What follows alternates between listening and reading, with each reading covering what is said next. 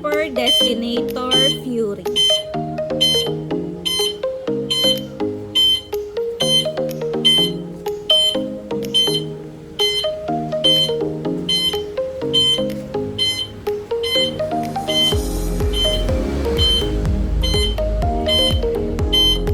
Napakaganda na ng kanyang projector headlight.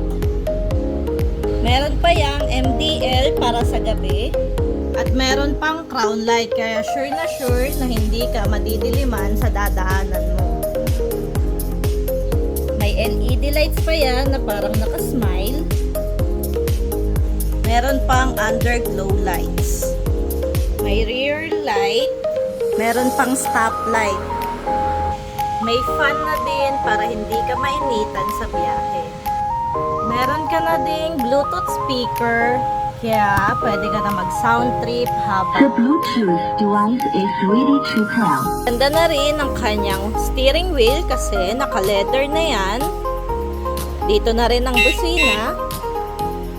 Sa right side naman ng manubela, nandyan ang controls ng ating automatic wiper.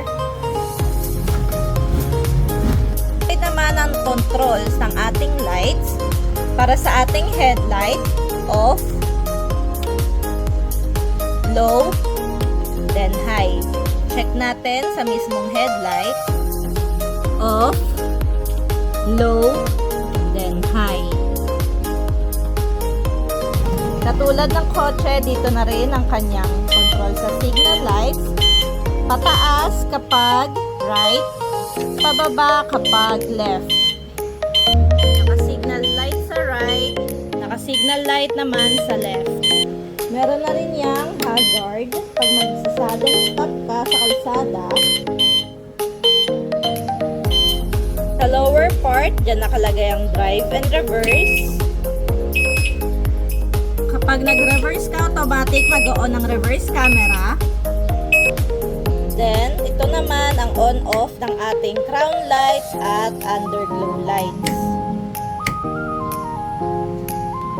Also, 3-speed siya. Low, medium, then high. Dito naman sa ating panel, makikita ang battery indicator, speedometer, and trip kilometer. Then dito din nakikita ang voltage. Meron din yung built-in speaker. Then dito siya yun. May FM radio at pwede ding Bluetooth.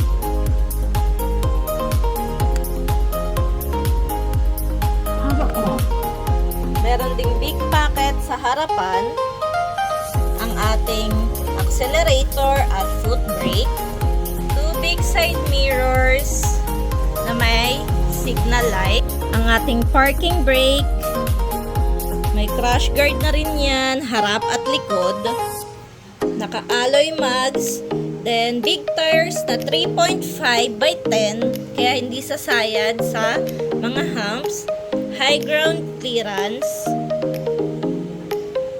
naka-rubber floor matting na din, kaya madali lang linisin. Syempre, meron na rin yung extra tire para in case na maflatan kayo. May 2 seats compartments. At meron pang compartment sa likod. May roof rack na din para lagayan ng mga ekstrang gamit. Naka full set trapal at may passenger handle. Naka 60 volts, 25 Ah din na, tiyan na yung battery. Naka disc brake na din yan. Naka molye pa kaya sure na matibay.